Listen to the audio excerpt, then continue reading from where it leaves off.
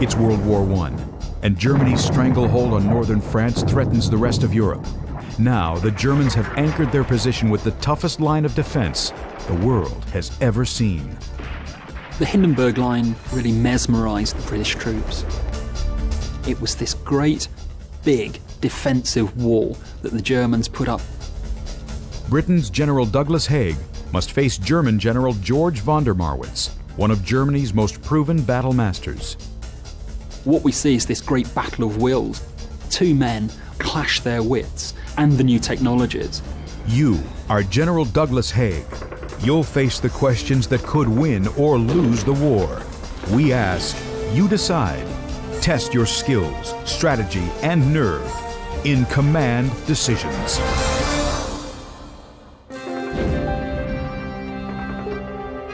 By late November 1917, World War I grinds to a bitter stalemate. Despite 3 years of trench warfare, the British have been unable to push the Germans out of northern France. The British weren't taking territory. They were wearing the opposition down, but they weren't taking ground. With no one to stop him, German Commander General George von der Marwitz stands poised to conquer the rest of France and claim Europe for Germany.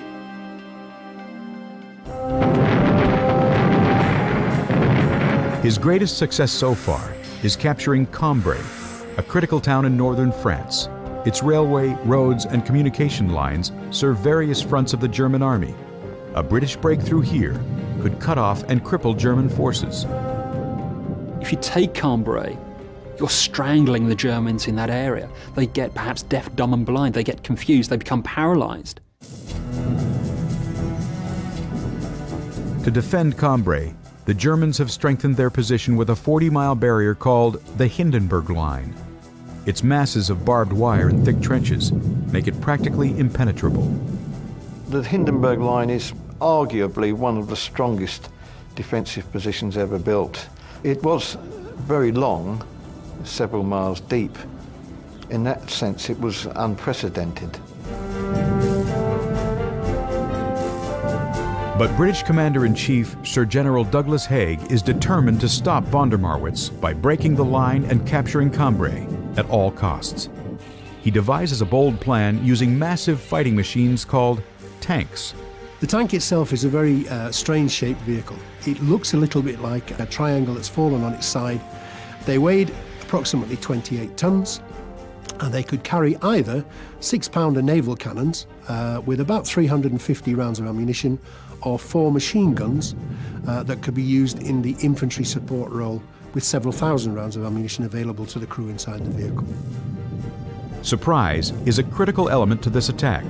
Haig must find a way to move the tanks to the front line without the Germans finding out. You are General Douglas Haig. How do you keep tank movements a secret? Hide the tanks with camouflage tarps. Distract with loud, low-flying planes. Divert enemy attention with a raid on the front line. The answer? Camouflage won't disguise the sound of the tank's rumbling engines, and a raid on the front line may make the Germans suspicious. But low-flying aircraft could be mistaken as routine scouts and drowned out any noise from the tanks. The answer is B. At 6:20 a.m. on November 20th, 474 tanks equipped with 6-pound and Lewis guns press forward in the pre-dawn light. But the hulking monsters aren't invincible. A direct hit between the tank's metal plates could be fatal. The infantry must follow close behind to shoot snipers. A lot of people think that tanks are self-contained beasts that can rumble on and can win battles all on their own. That's far from the case. You need the infantry to support them quite closely. Since tank and infantry cooperation is essential, they need to interact. How do you get tanks and infantry to communicate? Send a runner to pass information between infantry commander and tank. Use hand signals to communicate. Shoot flares to indicate change in direction or SOS. The answer? There's no way one runner can distribute information throughout an entire battalion of tanks. and flares may be mistaken for enemy fire.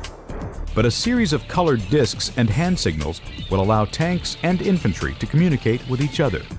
The answer is B.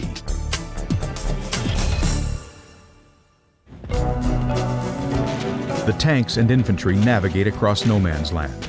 At the front line, the Germans watch helplessly as the tanks' caterpillar tracks crush the barbed wire of the Hindenburg Line. The tanks come over the horizon, and all of a sudden you see this new technology pitched against a great defensive line. That's the excitement. But the tank's victory is short-lived.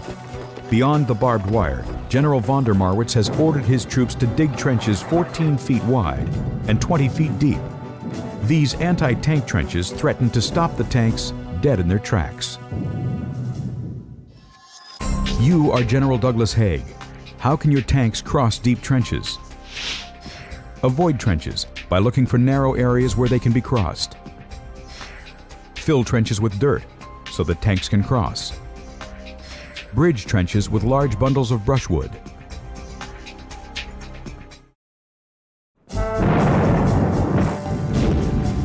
It's November 20th, 1917, day one of the Battle of Cambrai, and British General Douglas Haig's fleet of tanks have hit their biggest obstacle yet. Anti-tank trenches over 14 feet wide. Their advance grinds to a halt.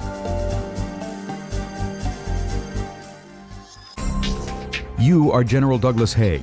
How can your tanks cross deep trenches? Avoid trenches by looking for narrow areas where they can be crossed.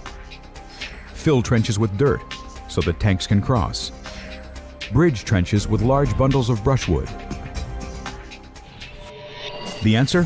Looking for narrow areas will take too much time, and filling the trenches with dirt will make them useless for British forces to occupy later. But bundles of brushwood can be lain over trenches, giving tanks the extra length they need to get across. The answer is C. Using the fascines, the tanks roll across the trenches with relative ease. By 8 a.m., the main Hindenburg Line is penetrated. It's a tremendous victory for Haig and his tanks. The impregnable Hindenburg Line had been breached. The Germans just weren't prepared for that. But such swift success was never anticipated, and British headquarters is ill-prepared to grapple with the distant front line. Logistically, they were challenged. They just couldn't resupply themselves. It was partly because the communication was so difficult. How do you send messages requesting supplies to headquarters? Send passenger pigeons from the tanks. Dispatch men on foot. Construct a network of underground cables on the battlefield. The answer? There are 2 passenger pigeons inside each tank, but they're sick from tank exhaust, and the tanks tear up underground cables as they move forward. The only other option is to send men on foot. The answer is B. One of the worst jobs on the Western Front was to be told that you are going to be a runner. You are going to carry a message from the front line, from an officer on a little pad, and told to run back across the battlefield as quickly as you possibly can. Despite communication delays, the British Army presses forward. Now that they've broken the Hindenburg Line, they have a chance to seize Cambrai, the strategic French town where Germans have set up headquarters. In order to capture Cambrai, British tanks and infantry split into 2 fronts. One advances toward Berlin, while the other marches to Mauquois and Meunier. Here, British troops plan to capture key bridges to make way for the cavalry. Once those bridges were taken, then you would unleash the cavalry, who in a very Napoleonic style would then move forward with sabres drawn, cut the enemy to pieces, surround Cambrai, and push the German line back into the channel. British troops capture the strategic bridges at Mauquois and Meunier by mid-afternoon. But as the first tank attempts to cross, the bridge collapses beneath its weight. Seeing the tanks stranded, German General von der Marwitz seizes his opportunity. He orders his troops on the other side of the canal to make a stand. The constant barrage of German bullets makes a cavalry advance impossible and stops Haig's advance. The very great difficulty with the cavalry in the First World War is that one whole division of cavalry can be stopped by 1 or 2 machine guns. The British and Germans are locked in fierce combat. Without tanks, the British infantry relies heavily on machine guns. But guns give off smoke when fired, revealing their positions. Water is critical to dampen the telltale smoke. But British gunmen are soon faced with another problem. The guns actually ran out of water, which was quite often because it used to boil very, very quickly. This leaves the British troops on the front lines vulnerable to German snipers.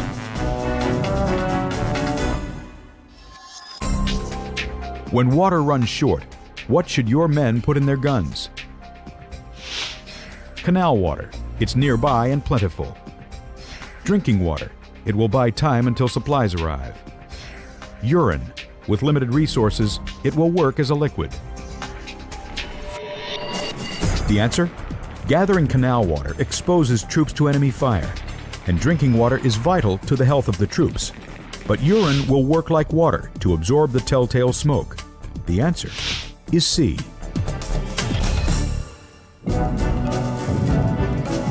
Meanwhile, to the west, British troops advance toward Flequier Ridge on their way to Berlin. If the 51st Highland Division could take that first ridge and then reach forward and get on top of the second ridge, the whole of the front would be opened up to the British.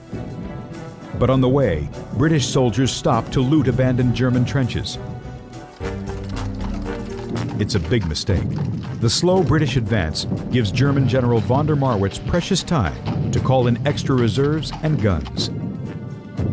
What Marwitz actually does is holds his nerve. This is one of the great personality traits of the man. He brings in new assets and very carefully positions them in exactly the right places.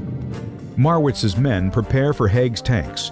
They mount armor-piercing 77mm guns on trucks and carts, which can do some major damage. The effect on the tanks was absolutely devastating. A single round from one of these guns could quite literally tear the side from a tank. German gunmen blow up tanks as they crawl up Flequier Ridge. For Haig, getting his tanks through this minefield becomes one of the greatest challenges of the battle.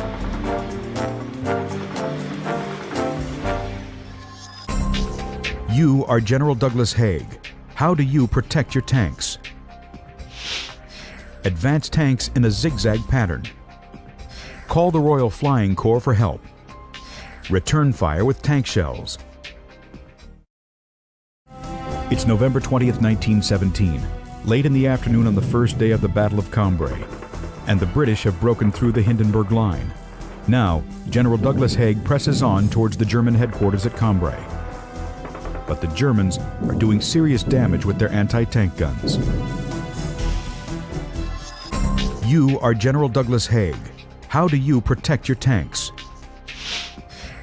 Advance tanks in a zigzag pattern. Call the Royal Flying Corps for help. Return fire with tank shells. The answer? Tanks are designed to fire rapidly, but jostling movements make it nearly impossible to aim accurately at any one target. And getting a message to the Royal Flying Corps could take hours. Your only hope is to advance tanks in a zigzag pattern to avoid anti-tank bullets. The answer is A.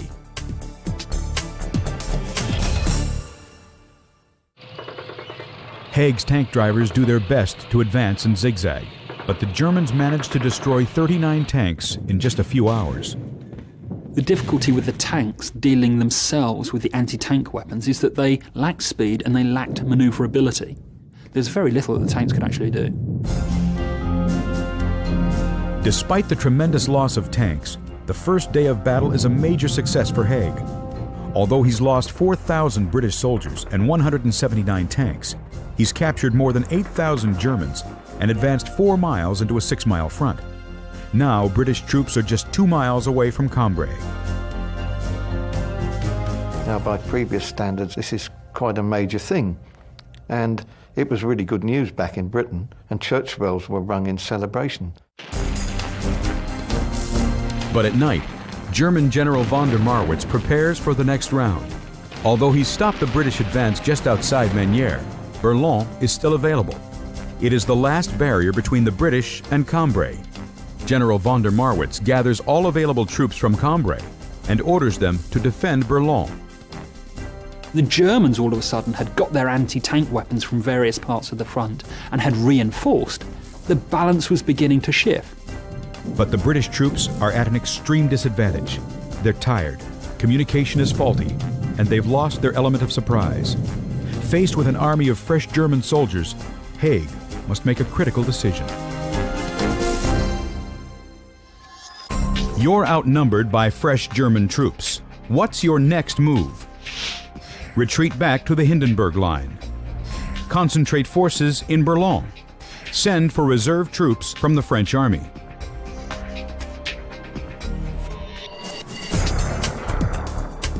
The answer? Retreating to the Hindenburg Line would mean abandoning the first day's success, and sending for French reserves would take too much time. But if you end the fight in Manières and concentrate your forces in Boulogne, you still have a chance at Cambrai. The answer is B.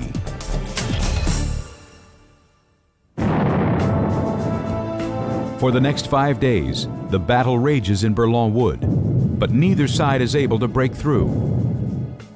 The first day you take 5 miles, you lose surprise, then in the next week or so, you can't even take the next mile or so. Then, on November 30th at 6 a.m., General von der Marwitz launches a fierce counterattack. His goal is to push back British troops and recapture the Hindenburg Line with explosives, aircraft, poisonous gas, and specially trained soldiers called stormtroopers. These were highly trained elite assault troops who were ordered not, in fact, to engage in a slogging match with the defenders, but to probe for weak spots and then infiltrate behind the British lines. The German stormtroopers infiltrate behind British lines, causing mass confusion. The British fight back, but the Germans are gaining ground with alarming speed. By the time that the German counterattacks were put in, there were actually very, very few tanks that were still serviceable. With only 63 tanks left, Haig must come up with a clever solution to stop the Germans. How do you stop the German counterattack? Repair as many tanks as possible. Dismount the cavalry to fight as infantry. Use tank crewmen as infantry. The answer? Repairing tanks would take too much time, and tank crews are sick with exhaustion. But the cavalry has seen little action and are available to fight. The answer is B.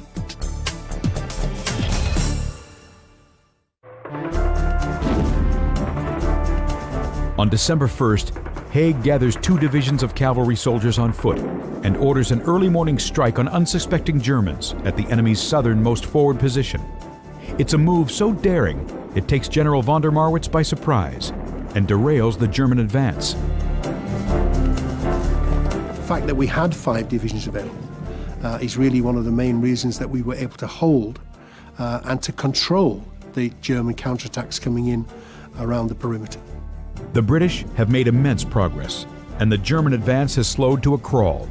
But Haig realizes he's exhausted his resources. He gives the order to retreat back to the Hindenburg Line to secure their gains. The British find it incredibly difficult to exploit their early success. That's partly due to logistics, partly due to communications, and partly due to the fact that they've got nothing to follow up that initial success with. On December 3rd, the British begin to evacuate troops and supplies under the cover of darkness, but the situation is still dangerous. If the Germans spot British soldiers leaving the front line, they could ambush the troops and seize supplies. How do you keep Germans from attacking your retreating troops? Raid the German front line to make them think you're attacking. Send a fake message about a British counterattack. Flash flares to make the Germans think the front line is still heavily manned. The answer?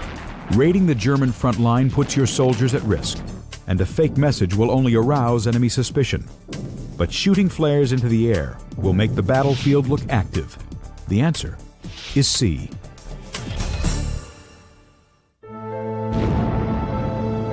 On December 7th, The British retreat is complete, and British troops retain 2.5 miles of captured German territory.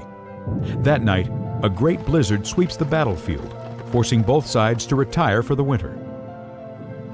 The blizzard conditions on the battlefields are turning them into pretty much of a morass. The mud is now prevalent, the cold, the frost every day.